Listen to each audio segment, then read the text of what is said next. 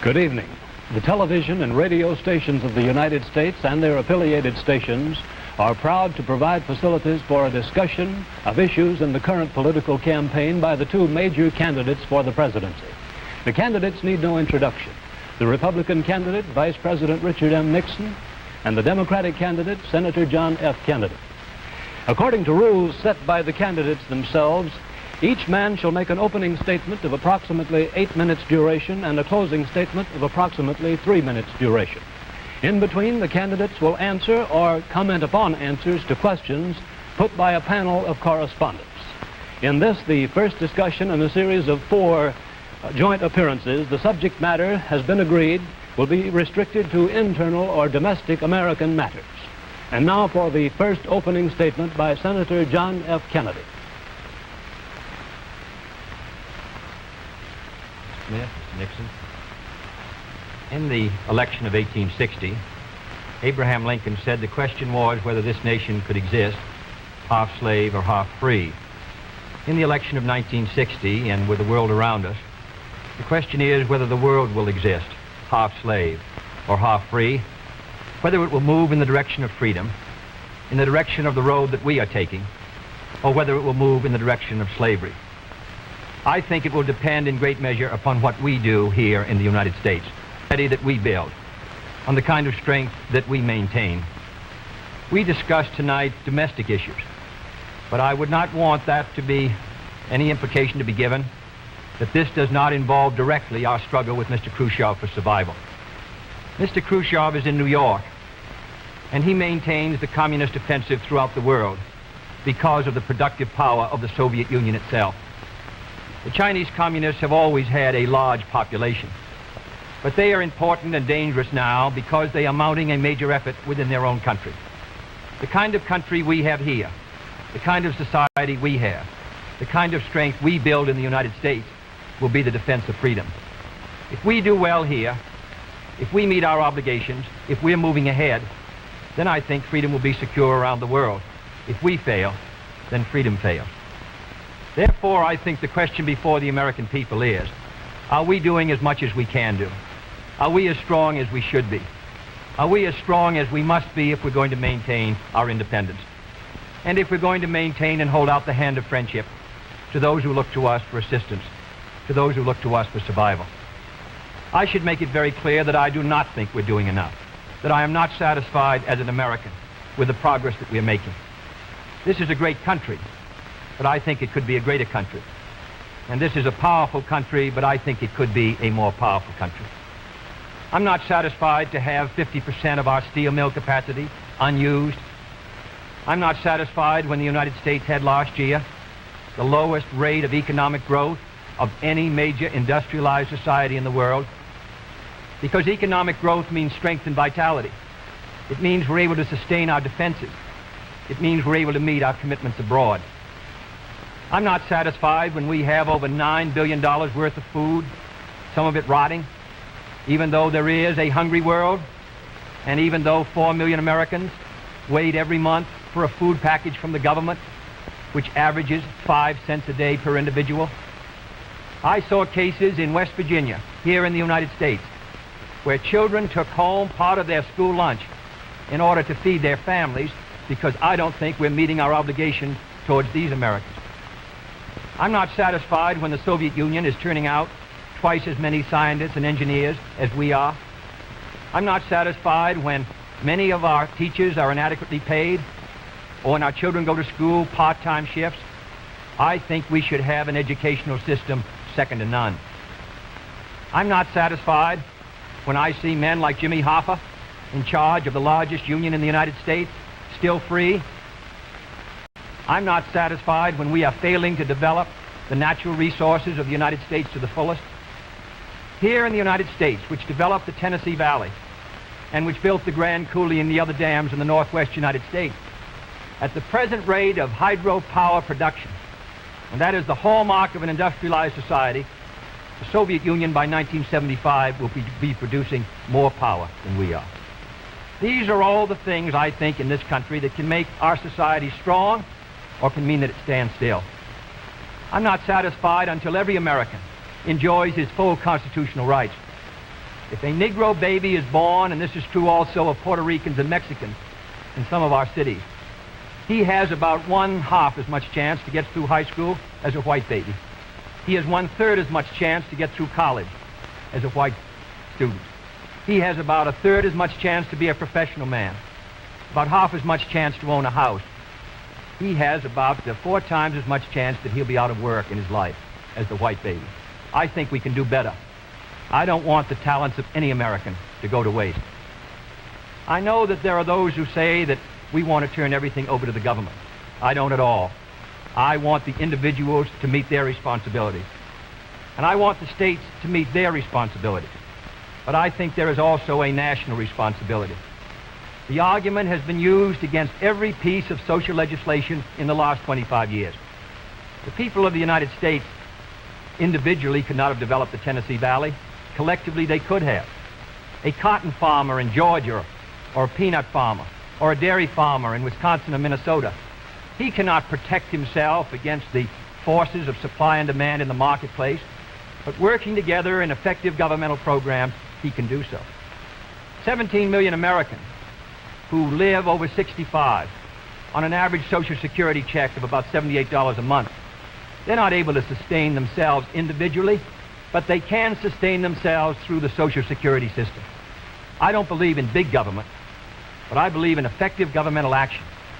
And I think that's the only way that the United States is going to maintain its freedom. It's the only way that we're going to move ahead. I think we can do a better job. I think we're going to have to do a better job if we are going to meet the responsibilities which time and events have placed upon us. We cannot turn the job over to anyone else. If the United States fails, then the whole cause of freedom fails. And I think it depends in great measure on what we do here in this country. The reason Franklin Roosevelt was a good neighbor in Latin America was because he was a good neighbor in the United States. Because they felt that the American society was moving again. I want us to recapture that image. I want people in Latin America and Africa and Asia to start to look to America, to see how we're doing things, to wonder what the President of the United States is doing, and not to look at Khrushchev or look at the Chinese communists. That is the obligation upon our generation. In 1933, Franklin Roosevelt said in his inaugural that this generation of Americans has a rendezvous with destiny. I think our generation of Americans has the same rendezvous. The question now is, can freedom be maintained under the most severe attack it has ever known? I think it can be. And I think in the final analysis, it depends upon what we do here. I think it's time America started moving again. And now the opening statement by Vice President Richard M. Nixon. Smith, Senator Kennedy. The things that Senator Kennedy has said, many of us can agree with. There is no question but that we cannot discuss our internal affairs in the United States without recognizing that they have a tremendous bearing on our international position. There is no question but that this nation cannot stand still because we are in a deadly competition, a competition not only with the men in the Kremlin, but the men in Peking. We're ahead in this competition, as Senator Kennedy, I think, has implied. But when you're in a race, the only way to stay ahead is to move ahead. And I subscribe completely to the spirit that Senator Kennedy has expressed tonight, the spirit that the United States should move ahead. Where then do we disagree? I think we disagree on the implication of his remarks tonight and on the statements that he has made on many occasions during his campaign to the effect that the United States has been standing still. We heard tonight, for example, the statement made that our growth in national product last year was the lowest of any industrial nation in the world. Now, last year, of course, was 1958. That happened to be a recession year. But when we look at the growth of GNP this year, a year of recovery, we find that it's 6 9/10% and one of the highest in the world today. More about that later. Looking then to this problem of how the United States should move ahead and where the United States is moving, I think it is well that we take the advice of a very famous campaigner, Let's look at the record. Is the United States standing still? Is it true that this administration, as Senator Kennedy has charged, has been an administration of retreat, of defeat, of stagnation? Is it true that, as far as this country is concerned, in the field of electric power, in all of the fields that he has mentioned, we have not been moving ahead? Well, we have a comparison that we can make.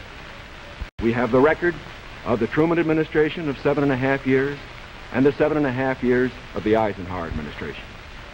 When we compare these two records in the areas that Senator Kennedy has discussed tonight, I think we find that America has been moving ahead.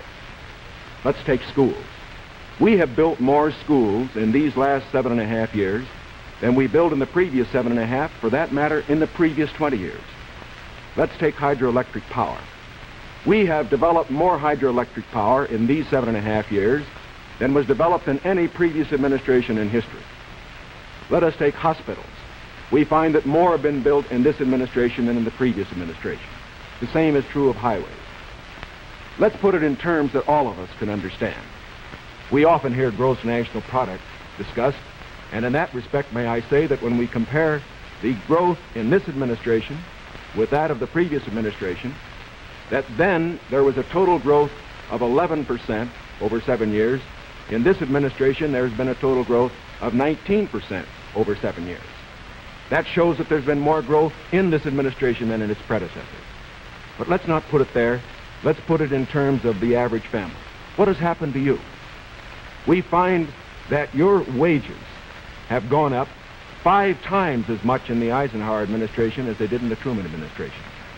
What about the prices you pay? We find that the prices you pay went up 5 times as much in the Truman administration as they did in the Eisenhower administration. What's the net result of this? This means that the average family income went up 15% in the Eisenhower years as against 2% in the Truman years. Now, this is not standing still. But, good as this record is, may I emphasize, it isn't enough. A record is never something to stand on. It's something to build on. And in building on this record, I believe that we have the secret for progress. We know the way to progress. And I think, first of all, our own record proves that we know the way. Senator Kennedy has suggested that he believes he knows the way. I respect the sincerity with which he makes that suggestion. But on the other hand, when we look at the various programs that he offers, they do not seem to be new. They seem to be simply retreads of the programs of the Truman administration which preceded it. And I would suggest that during the course of the evening he might indicate those areas in which his programs are new, where they will mean more progress than we had then. What kind of programs are we for? We are for programs that will expand educational opportunities, that will give to all Americans their equal chance for education, for all of the things which are necessary and dear to the hearts of our people. We are for programs, in addition, which will see that our medical care for the aged is much better handled than it is at the present time. Here again, may I indicate that Senator Kennedy and I are not in disagreement as to the aim. We both want to help the old people. We want to see that they do have adequate medical care. The question is the means. I think that the means that I advocate will reach that goal better than the means that he advocates.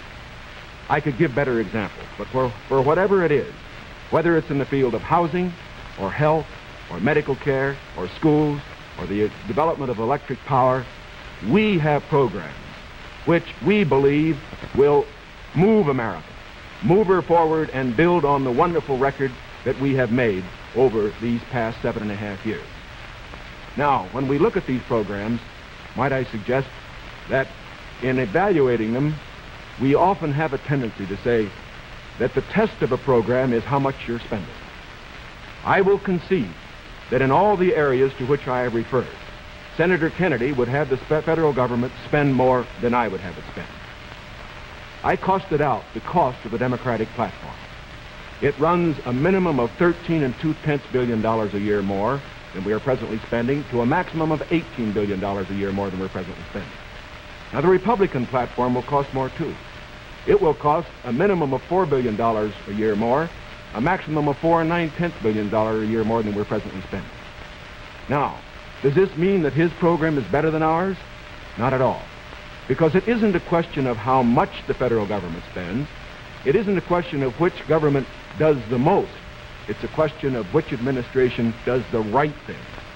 And in our case, I do believe that our programs will stimulate the creative energies of 180 million free Americans. I believe the programs that Senator Kennedy advocates will have a tendency to stifle those creative energies.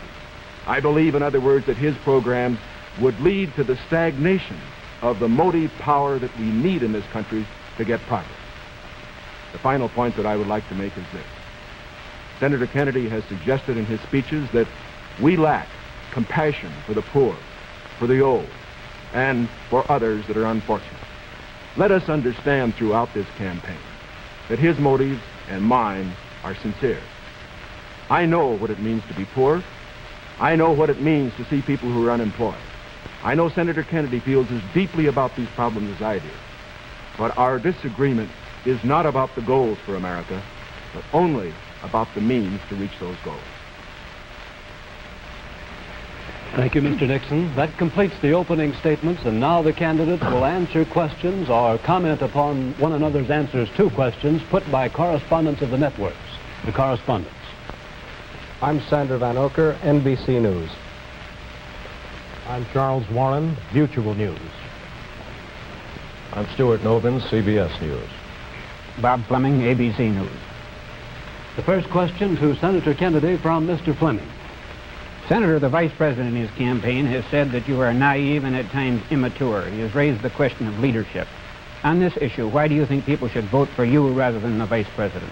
Well, the Vice President and I came to the Congress together. 1946, we both served in the Labor Committee. I've been there now for 14 years, the same period of time that he has. So that our experience in government is comparable. Secondly, I think the question is, what are the programs that we advocate? What is the party record that we lead? I come out of the Democratic Party, which in this century has produced Woodrow Wilson and Franklin Roosevelt and Harry Truman, and which supported and sustained these programs which I've discussed tonight. Mr. Nixon comes out of the Republican Party. He was nominated by it. And it is a fact that through most of these last 25 years, the Republican leadership has opposed federal aid for education, medical care for the aged, development of the Tennessee Valley, development of our natural resources. I think Mr. Nixon is an effective leader of his party. I hope he would grant me the same.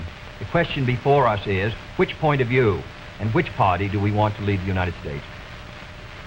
Mr. Nixon, would you like to comment on that statement? I have no comment. The next question, Mr. Novin. Mr. Vice President, your campaign stresses the value of your 8-year experience, and the question arises as to whether that experience was as an observer or as a participant or as an initiator of policy making. Would you tell us, please, specifically what major proposals you have made in the last 8 years that have been adopted by the administration? It would be rather difficult to cover them in 2.5 minutes. I would suggest that these proposals could be mentioned. First, after each of my foreign trips, I have made recommendations that have been adopted. For example, after my first trip abroad, I strongly recommended that we increase our exchange programs, particularly as they related to exchange of persons, of leaders in the labor field and in the information field. After my trip to South America, I made recommendations that a separate inter-American lending agency be set up, which the South American nations would like much better than to participate in the lending agencies which treated all the countries of the world the same. I have made other recommendations after each of the other trips. For example, after my trip abroad to Hungary, I made some recommendations with regard to the Hungarian refugee situation, which were adopted not only by the President, but some of them were enacted into law by the Congress.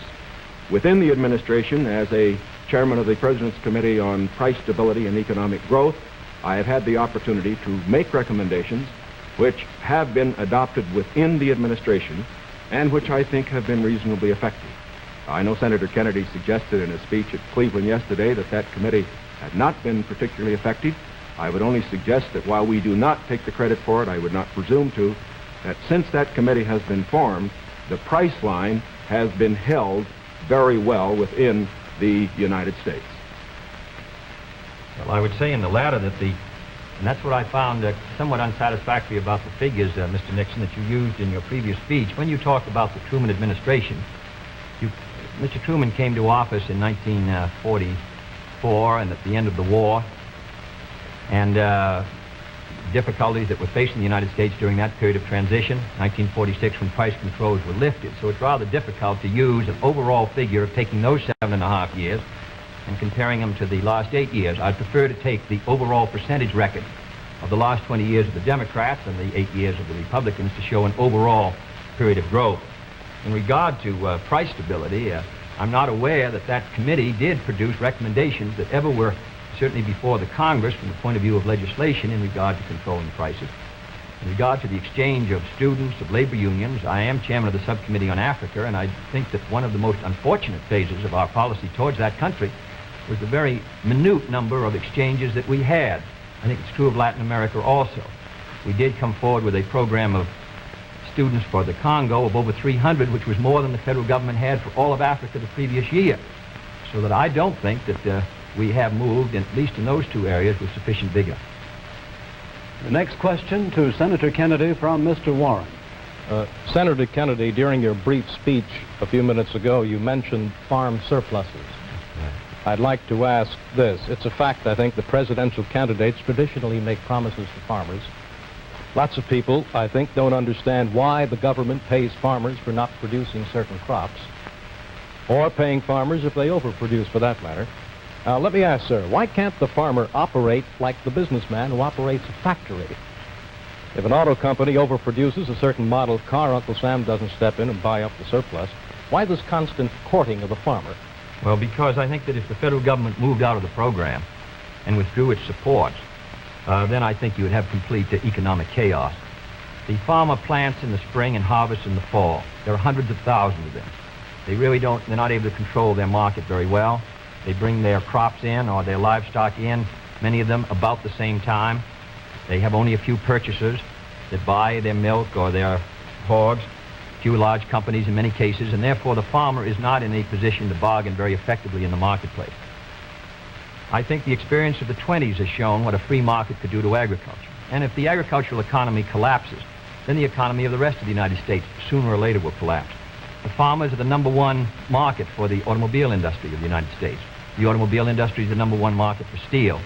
So if the farmer's economy continues to decline as sharply as it has in recent years, then I think you would have a recession in the rest of the country.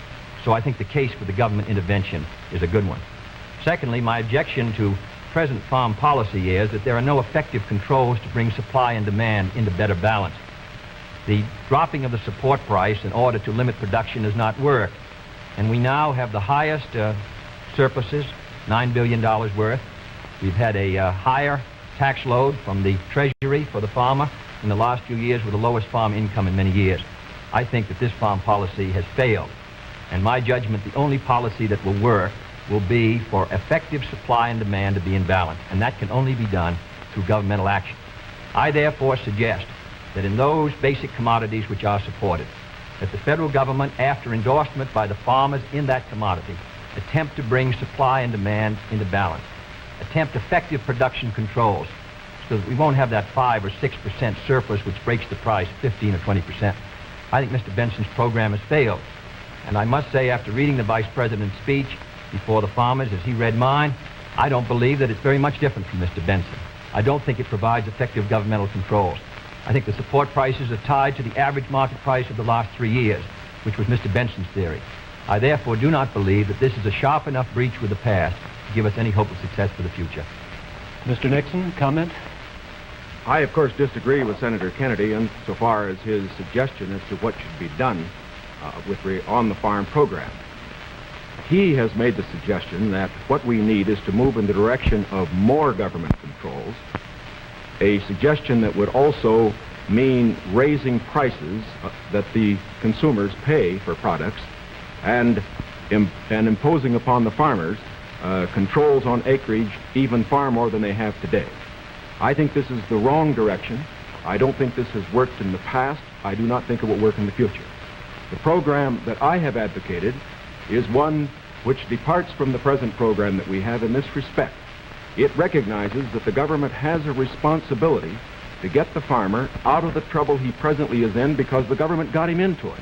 And that's the fundamental reason why we can't let the farmer go by himself at the present time. The farmer produced these surpluses because the government asked him to through legislation during the war. Now that we have these surpluses, it's our responsibility to indemnify the farmer during that period that we get rid of the surpluses. Until we get the surpluses off the farmer's back, however, we should have a program, such as I announced, which will see that farm income holds up. But I would propose holding that income up, not through a type of program that Senator Kennedy has suggested that would raise prices, but one that would indemnify the farmer, pay the farmer in kind from the products which are in surplus. The next question to Vice President Nixon from Mr. Van Oker.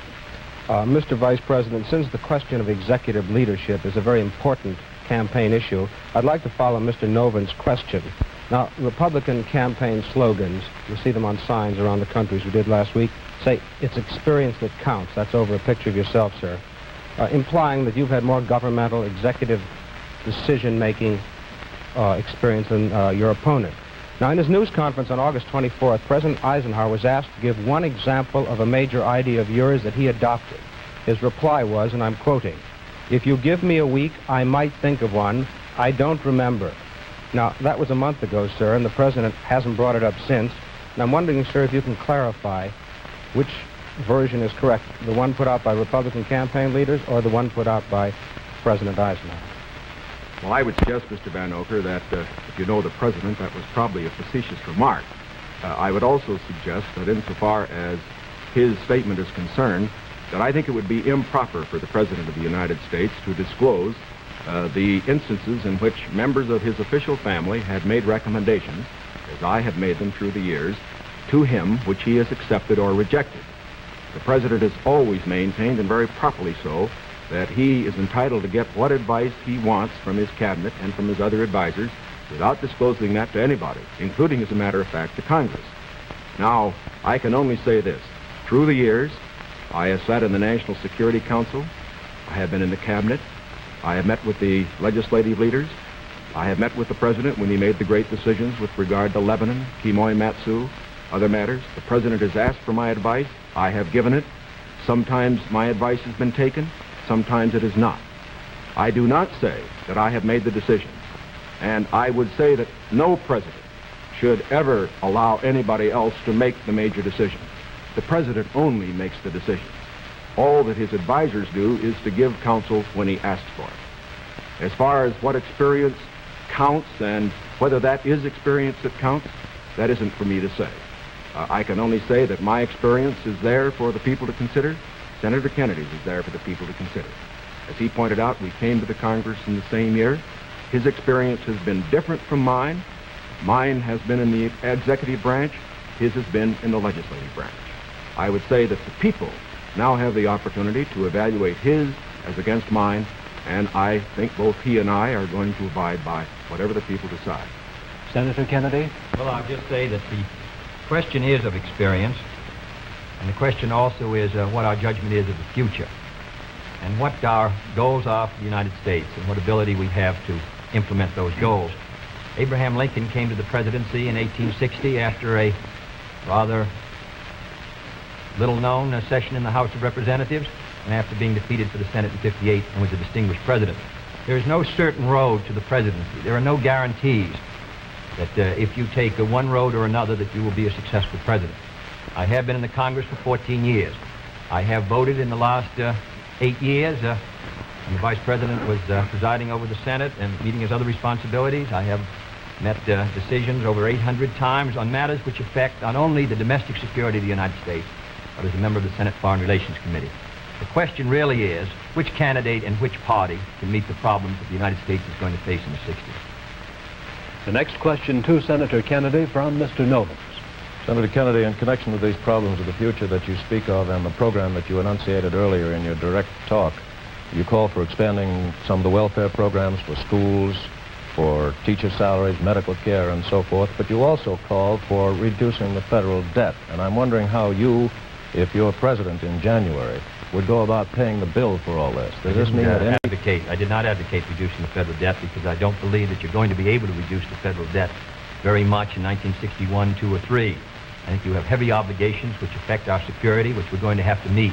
And therefore, I've never suggested we should be able to retire the debt substantially or even at all in 1961 or 2. Senator, I believe in one of your speeches you never. suggested that reducing the interest rate would help toward... No, not reducing the interest. Reducing the interest rate, in my judgment, the hard money, tight money policy, fiscal policy of this administration has contributed to the slowdown in our economy, which helped bring the recession of 54, which made the recession of 58 rather intense, and which has slowed somewhat our economic activity in 1960.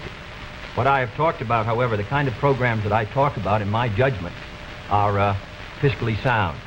Medical care for the aged, I would put under Social Security. The Vice President and I disagree on this. The program, the Javits-Nixon or the Nixon-Javits program, would have cost, if fully used, $600 million by the government per year and $600 million by the states. The program which I advocated, which failed by 5 votes in the United States Senate, would have put medical care for the aged in Social Security and would have been paid for through the Social Security system and the Social Security tax. Secondly, I support federal aid to education and federal aid for teachers' salaries. I think that's a good investment. I think we're going to have to do it. And I think to heap the burden further on the property tax, which is already strained in many of our communities, will ensure, in my opinion, that many of our children will not be adequately educated and many of our teachers not adequately compensated. There is no greater return to an economy or to a society than an educational system second to none. On the question of the development of natural resources, I would pay as you go, in the sense that they would be balanced and the power revenues would bring back sufficient money to finance the projects, in the same way as the Tennessee Valley. I believe in the balanced budget, and the only conditions under which I would unbalance the budget would be if there was a grave national emergency or a serious recession. Otherwise, with a steady rate of economic growth, and Mr. Nixon and Mr. Rockefeller in their meeting said a 5% economic growth would bring by 1962 $10 billion extra in tax revenues. Whatever is brought in, I think that we can finance essential programs within a balanced budget if business remains orderly. Yes, I think what Mr. Noble was referring to was not one of Senator Kennedy's speeches, but the Democratic platform, which did mention cutting the national debt. I think, too, that it should be pointed out that, of course, it is not possible, particularly under the proposals that Senator Kennedy has advocated, either to cut the national debt or to reduce taxes. As a matter of fact, it will be necessary to raise taxes. As Senator Kennedy points out, that as far as his one proposal is concerned, the one for medical care for the aged, that would be financed out of Social Security. That, however, is raising taxes for those who pay Social Security. He points out that he would make pay-as-you-go be the basis for our natural resources development. Where our natural resources development, which I also support incidentally, however, whenever you appropriate money for one of these projects, you have to pay now and appropriate the money, and while they eventually do pay out, it doesn't mean that the government doesn't have to put out the money this year. And so I would say that in all of these proposals Senator Kennedy has made, they will result in one of two things.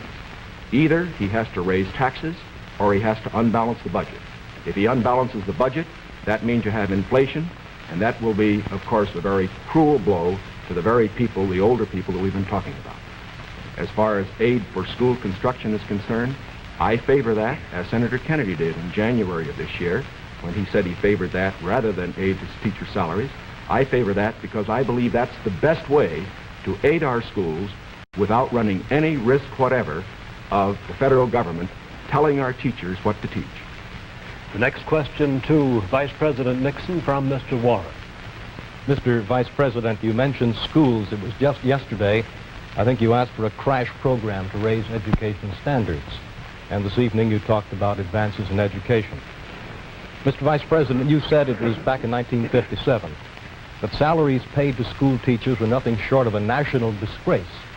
Higher salaries for teachers, you added, were important, and if the situation wasn't corrected, it would lead to a national disaster. And yet you refused to vote in the Senate in order to break a tie vote when that single vote, if it had been yes, would have granted salary increases to teachers. I wonder if you could explain that, sir. Awfully glad you got that question, because as you know, I got into it at the last of my other question, wasn't able to complete the argument.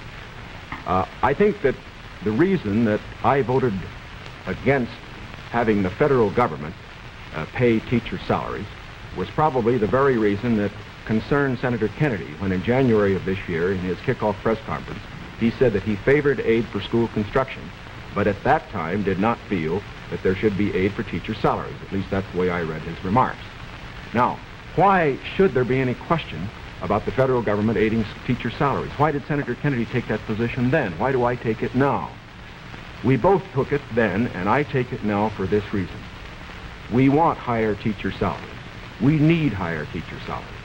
But we also want our education to be free of federal control.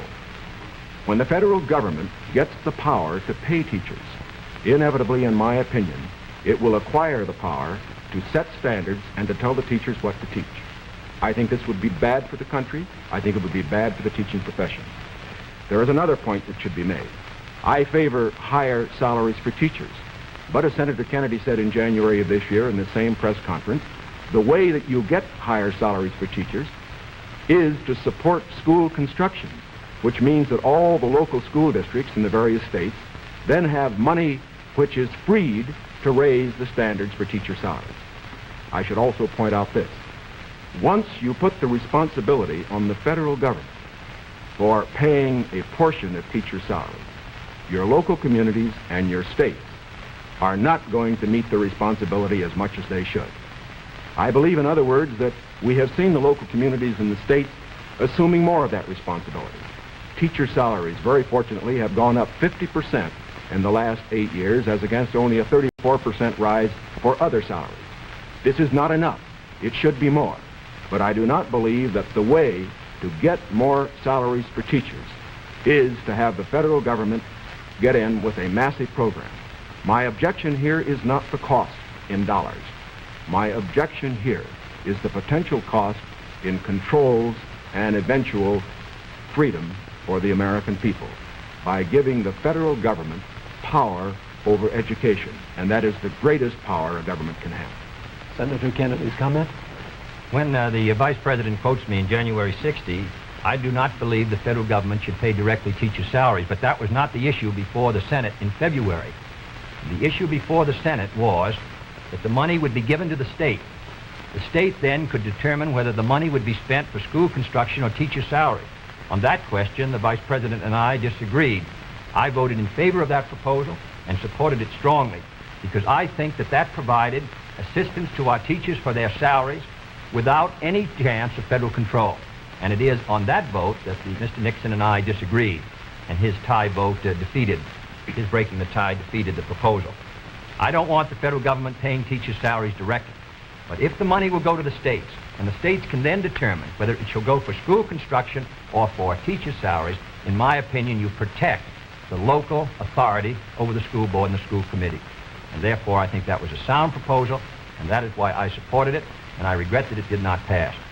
Secondly, there have been statements made that the Democratic platform would cost a good deal of money, and that I'm in favor of unbalancing the budget. That is wholly wrong, wholly in error, and it is a fact that in the last 8 years, the Democratic Congress has reduced the request for the appropriation by over $10 billion. That is not my view, and I think it ought to be stated very clearly on the record. My view is that you can do these programs, and they should be carefully drawn within a balanced budget if our economy is moving ahead. The next question to Senator Kennedy from Mr. Van Oker. Senator, you've been promising the voters that if you are elected president, you'll try and push through Congress bills on medical aid to the aged, a comprehensive minimum hourly wage bill, federal aid to education. Now, in the August post-convention session of the Congress, when you at least held up the possibility you could one day be president, and when you had overwhelming majorities, especially in the Senate, you could not get action on these bills. Now, how do you feel that you'll be able to get them in January if you weren't able to get them in August? If I may take the bills, we did pass in the Senate a bill to provide a $1.25 minimum wage. It failed because the House did not pass it, and the House failed by 11 votes. And I might say that 2/3 of the Republicans in the House voted against a $1.25 minimum wage, and a majority of the Democrats sustained it. Nearly 2/3 of them voted for the $1.25. We were threatened by a veto if we passed $1.25. And it's extremely difficult, with the great power that the president does, to pass any bill when the president is opposed. All the president needs to sustain his veto of any bill is 1/3 +1 in either the House or the Senate. Secondly, we passed a federal aid to education bill in the Senate. It failed to come to the floor of the House of Representatives. It was killed in the Rules Committee. And it is a fact in the August session that the 4 members of the Rules Committee who were Republicans, joining with 2 Democrats, voted against sending the aid to education bill to the floor of the House. 4 Democrats voted for it. Every Republican on the Rules Committee voted against sending that bill to be considered by the members of the House of Representatives. Thirdly, on medical care for the aged. This is the same fight that's been going on for 25 years in Social Security. We wanted to tie it to Social Security. We offered an amendment to do so. 44 Democrats voted for it. 1 Republican voted for it. And we were informed at the time it came to a vote that if it was adopted, the President of the United States would veto it. In my judgment, a vigorous Democratic president, supported by a Democratic majority in the House and Senate, can win the support for these programs.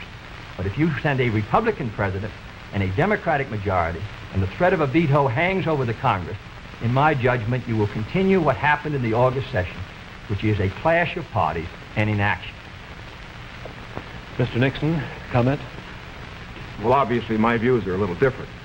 First of all, I don't see how it's possible for a 1/3 of a body, such as the Republicans have in the House and the Senate, to stop 2/3 if the 2/3 are adequately led. I would say, too, that when Senator Kennedy refers to the action of the House Rules Committee, there are 8 Democrats on that committee and 4 Republicans. It would seem to me, again, that it is very difficult to blame the 4 Republicans for the 8 Democrats not getting something through that particular committee. I would say further that to blame the President and his veto power for the inability of the Senator and his colleague to get action in this special session misses the mark. When the President exercises his veto power, he has to have the people behind him, not just a third of the Congress. Because let's consider it. If the majority of the members of the Congress felt that these particular proposals were good issues, majority of those who were Democrats, why didn't they pass them and send to the President and get a veto and have an issue? The reason why these particular bills in these various fields that have been mentioned were not passed was not because the President was against them. It was because the people were against them. It was because they were too extreme. And I am convinced that the alternate proposals that I have, that the Republicans have in the field of health, in the field of education, in the field of welfare, because they are not extreme, because they will accomplish the end without too great cost in dollars or in freedom, that they could get through the next Congress. The next question to Vice President Nixon from Mr. Fleming. Mr. Vice President, do I take it then you believe that you could work better with Democratic majorities in the House and Senate, and Senator Kennedy could work with Democratic majorities in the House and Senate? I would say this, that we, of course, expect to pick up some seats in both in the House and the Senate. We would hope to control the House, to get a majority in the House in this election. We cannot, of course, control the Senate. I would say that a president will be able to lead. A president will be able to get his program through to the effect that he has the support of the country, the support of the people. Sometimes we get the opinion that in getting programs through the House or the Senate, it's purely a question of legislative finagling and all that sort of thing. It isn't really that. Whenever a majority of the people are for a program, the House and the Senate responds to it. And whether this House and Senate in the next session is Democratic or Republican, if the country will have voted for the candidate for the presidency and for the proposals that he has made, I believe that you will find that the president, if it were a Republican, as it would be in my case, would be able to get his program through that Congress. Now, I also say that as far as Senator Kennedy's proposals are concerned, that, again, the question is not simply one of a presidential veto stopping programs. You must always remember that a president can't stop anything unless he has the people behind him. And the reason President Eisenhower's vetoes have been sustained, the reason the Congress does not send up bills to him which they think will be vetoed, is because the people and the Congress, a majority of them, know the country is behind the president. Senator Kennedy? Well, now let's look at these bills that the Vice President suggests were too extreme. One was a bill for $1.25 an hour for anyone who works in a store or a company that has $1 million a year business. I don't think that's extreme at all. And yet nearly 2/3 to 3/4 of the Republicans in the House of Representatives voted against that proposal. Secondly was the federal aid to education bill. It was a very, because of the defeat of teacher salaries, it was not a bill that met, in my opinion, the need. The fact of the matter is, it was a bill that was less than you recommended, Mr. Nixon, this morning in your proposal. It was not an extreme bill. And yet we could not get one Republican to join. At least, I think, 4 of the 8 Democrats voted to send it to the floor of the House, not one Republican, and they joined with those Democrats who were opposed to it. I don't say the Democrats are united in their support of the program, but I do say a majority are, and I say a majority of the Republicans are opposed to it. The third is medical care for the aged, which is tied to Social Security, which is financed out of Social Security funds. Does not put a deficit on the Treasury. The proposal advanced by you and by Mr. Javits would have cost $600 million. Mr. Rockefeller rejected it in New York, said he didn't agree with the financing at all, said it ought to be on Social Security. So these are 3 programs which are quite moderate. I think it shows the difference between the 2 parties. One party is ready to move in these programs, the other party gives them lip service. Mr. Warren's question for Senator Kennedy. Senator Kennedy, on another subject, communism is so often described as an ideology or a belief that exists somewhere other than in the United States. Let me ask you, sir, just how serious a threat to our national security are these communist subversive activities in the United States today? Well, I think they're serious. I think it's a matter that we should continue to give great care and attention to. We should support the laws which the United States has passed in order to protect us from those who would destroy us from within. We should sustain the Department of Justice in its efforts and the FBI, and we should be continually alert. I think if the United States is maintaining a strong society here in the United States, I think that we can meet any internal threat. The major threat is external and will continue. Mr. Nixon, comment? I agree with Senator Kennedy's appraisal generally in this respect. The question of communism within the United States has been one that has worried us in the past. It is one that will continue to be a problem for years to come. We have to remember that the Cold War that Mr. Khrushchev is waging and his colleagues are waging is waged all over the world, and it's waged right here in the United States. That's why we have to continue to be alert. It is also essential in being alert that we be fair. Fair because by being fair, we uphold the very freedoms that the communists would destroy. We uphold the standards of conduct which they would never follow. And in this connection, I think that we must look to the future, having in mind the fact that we fight communism at home, not only by our laws to deal with communists, the few who do become communists and the few who do become fellow travelers, but we also fight communism at home by moving against those various injustices which exist in our society, which the communists feed upon. And in that connection, I again would say that while Senator Kennedy says we are for the status quo, I do believe that he would agree that I am just as sincere in believing that my proposals for federal aid to education, my proposals for health care, are just as sincerely held as his. The question, again, is not one of goals. We're for those goals. It's one of means. Mr. Van Oker's question for Vice President Nixon. Mr. Vice President, in one of your earlier statements, you said, we've moved ahead, we've built more schools, we've built more hospitals. Now, sir, isn't it true that the building of more schools is a local matter for financing? Were you claiming that the Eisenhower administration was responsible for the building of these schools, or is it the local school districts that provide for them? Not at all. As a matter of fact, your question brings out a point that I'm very glad to make. Too often, in appraising whether we are moving ahead or not, we think only of what the federal government is doing. Now, that isn't the test of whether America moves. The test of whether America moves is whether the federal government, plus the state government, plus the local government, plus the biggest segment of all, individual enterprise, moves. We have, for example, a gross national product of approximately $500 billion. Roughly $100 billion to $125 billion of that is the result of government activity. $400 billion, approximately, is the result of what individuals do. Now, the reason the Eisenhower administration has moved, the reason that we've had the funds, for example, locally, to build the schools and the hospitals and the highways, to make the progress that we have is because this administration has encouraged individual enterprise. And it has resulted in the greatest expansion of the private sector of the economy that has ever been witnessed in an 8-year period. And that is growth. That is the growth that we are looking for. It is the growth that this administration has supported and that its policies have stimulated. Senator Kennedy? Well, I must say, I think the reason that the schools have been constructed is because the local school districts were willing to increase the property taxes to a tremendously high figure, in my opinion, almost to the point of diminishing returns in order to sustain these schools. Secondly, I think we have a rich country, and I think we have a powerful country. I think what we have to do, however, is have the president and the leadership set before our country exactly what we must do in the next decade if we're going to maintain our security in education, in economic growth, in development of natural resources. The Soviet Union is making great gains. It isn't enough to compare what might have been done 8 years ago, or 10 years ago, or 15 years ago, or 20 years ago.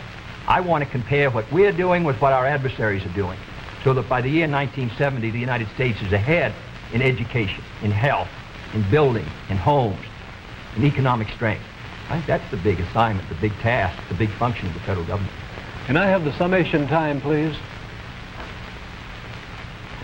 We've completed our questions and our comments, and in just a moment we'll have the summation time.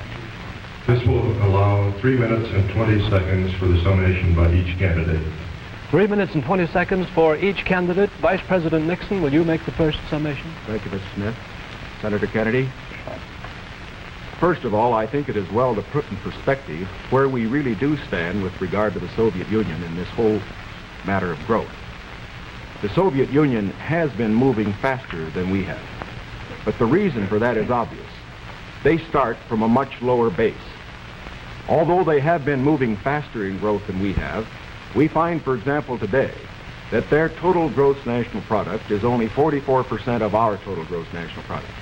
That's the same percentage that it was 20 years ago. And as far as the absolute gap is concerned, we find that the United States is even further ahead than it was 20 years ago. Is this any reason for complacency? Not at all. Because these are determined men. They are fanatical men. And we have to get the very most out of our economy. I agree with Senator Kennedy completely on that score. Where we disagree is in the means that we would use to get the most out of our economy. I respectfully submit that Senator Kennedy too often would rely too much on the federal government, on what it would do to solve our problems, to stimulate growth. I believe that when we examine the Democratic platform, when we examine the proposals that he has discussed tonight, when we compare them with the proposals that I have made, that these proposals that he makes would not result in greater growth for this country than would be the case if we followed the programs that I have advocated. There are many of the points that he has made that I would like to comment upon. The one in the field of health is worth mentioning. Our health program, the one that Senator Javits and other Republican senators as well as I supported, is one that provides for all people over 65 who want health insurance the opportunity to have it if they want it. It provides a choice of having either government insurance or private insurance. But it compels nobody to have insurance who does not want it. His program under Social Security would require everybody who had Social Security to take government health insurance whether he wanted it or not. And it would not cover several million people who are not covered by Social Security at all. Here is one place where I think that our program does a better job than his. The other point that I would make is this. This downgrading of how much things cost, I think many of our people will understand better when they look at what happened during the Truman administration when the government was spending more than it took in. We found savings over a lifetime eaten up by inflation. We found the people who could least afford it, people on retired incomes, people on fixed incomes, we found them unable to meet their bills at the end of the month. It is essential that a man who's president of this country certainly stand for every program that will mean for growth. And I stand for programs that will mean growth and progress. But it is also essential that he not allow a dollar spent that could be better spent by the people themselves. Senator Kennedy, your conclusion? The point was made by Mr. Nixon that the Soviet production is only 44% of ours. I must say that 44% in that Soviet country is causing us a good deal of trouble tonight. I want to make sure that it stays in that relationship. I don't want to see the day when it's 60% of ours and 70 and 75 and 80 and 90% of ours, with all the force and power that it could bring to bear in order to cause our destruction. Secondly, the Vice President mentioned medical care for the aged. Our program was an amendment to the Kerr Bill. The Kerr Bill provided assistance to all those who were not on Social Security. I think it's a very clear contrast. In 1935, when the Social Security Act was written, 94 out of 95 Republicans voted against it. Mr. Landon ran in 1936 to repeal it. In August of 1960, when we tried to get it again, but this time for medical care, we received the support of one Republican in the Senate on this occasion.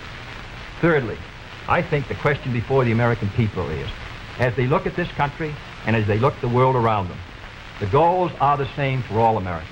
The means are at question. The means are at issue.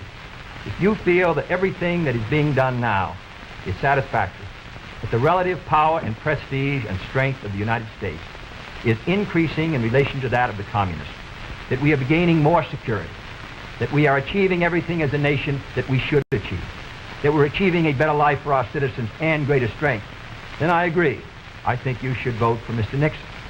But if you feel that we have to move again in the 60s, that the function of the president is to set before the people the unfinished business of our society, as Franklin Roosevelt did in the 30s, the agenda for our people, what we must do as a society to meet our needs in this country and protect our security and help the cause of freedom.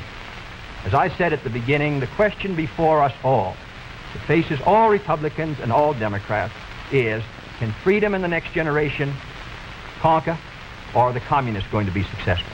That's the great issue. And if we meet our responsibilities, I think freedom will conquer. If we fail to move ahead, if we fail to develop sufficient military and economic and social strength here in this country, then I think that the tide could begin to run against us.